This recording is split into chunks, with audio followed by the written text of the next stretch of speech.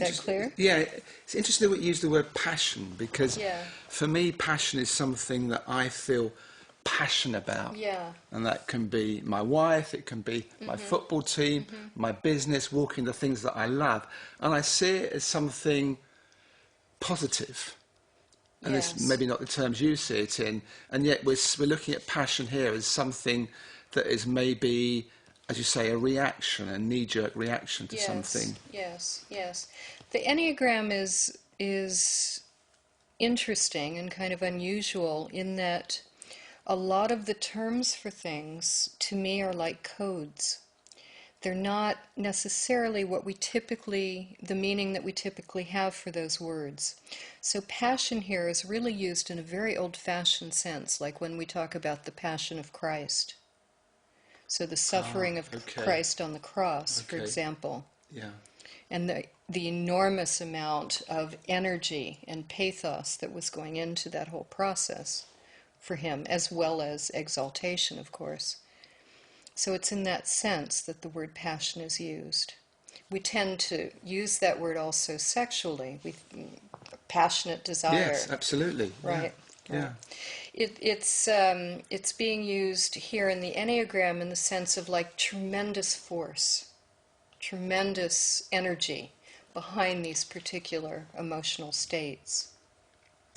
Okay, so let's run through some of the passions and see what we're talking about on a practical basis. Okay.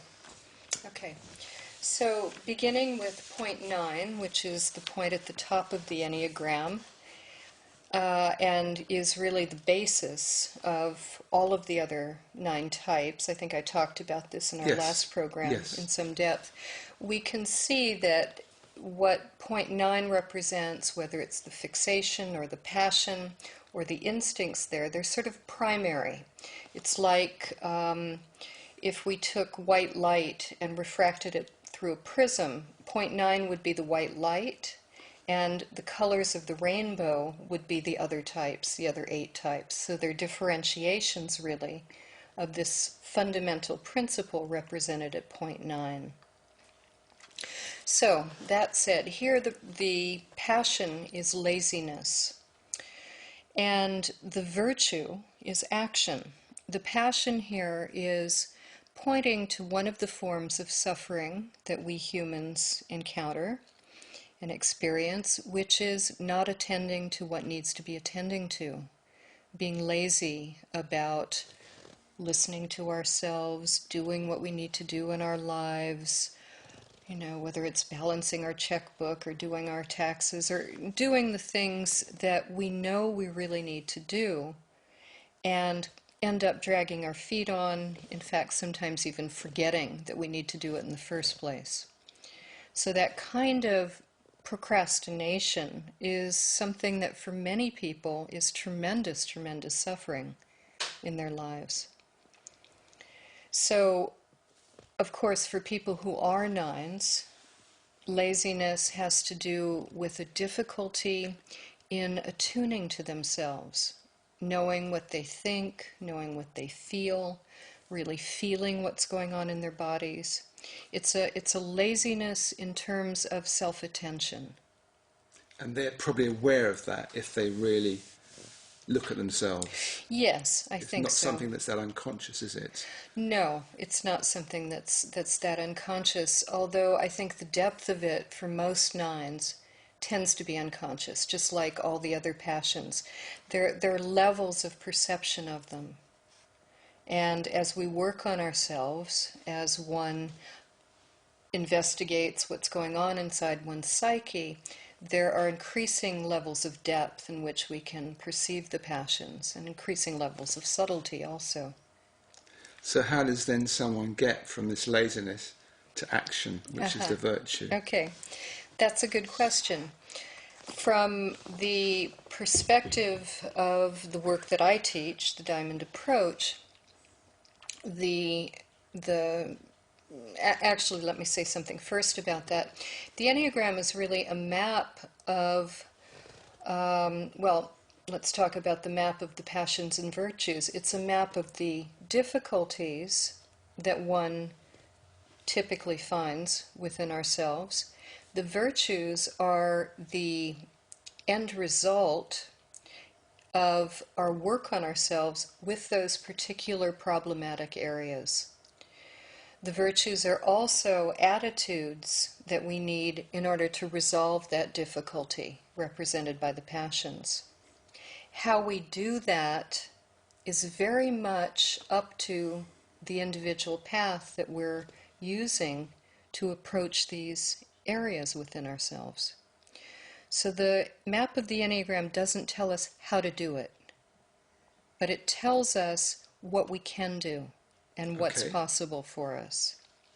So, that said, for somebody who is a 9 or who has a great deal of laziness as part of their psyche, the virtue tells us that action is needed. Action is the virtue. And action here means doing what we need to do.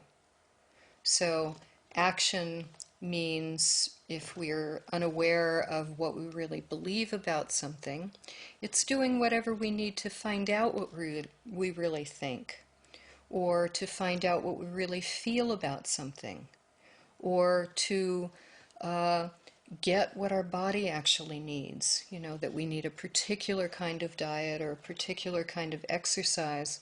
And that only happens by tuning into ourselves, listening to ourselves. So the movement at point 9 from the laziness to action is really a movement towards self. It's an increasing sensitivity to oneself. So it kind of is away from the influence of the personality, Yes. back to something more tangible and basic. Would you say that? Well, I would say it slightly differently, which is that the orientation of the personality at point 9 is outward. It's about other people. Okay. It's tuning into what's going on outside of oneself. So the movement to the virtue is a shifting of the attention going out to the attention going in. Okay. It's like that. And that's the very, it's a very fundamental principle in all kinds of inner work, whether it's psychological work or spiritual work, that in order to grow and to develop, we need to tune into ourselves. No, it makes sense, Yeah. absolutely. Yeah. Okay, so that's one point. We've done Okay. point 9. All right. Okay. So point 1, the passion here is anger, and the virtue is serenity. So That's a big shift, I have to say. It's a huge shift. Going from rah Right. to really peaceful is something. Right.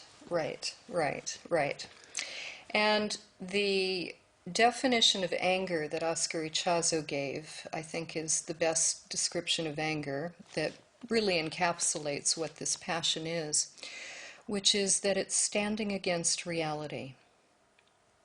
So the anger here at point 1 is being upset that reality, whether it's our inner reality or our outer reality, doesn't conform to the ideas that we have about how we think it ought to be.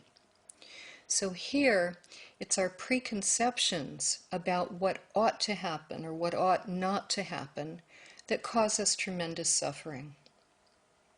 And each of us experiences that in the form of our inner critic or superego that's part of our minds that's telling us what's right and what's wrong and what should and shouldn't be happening.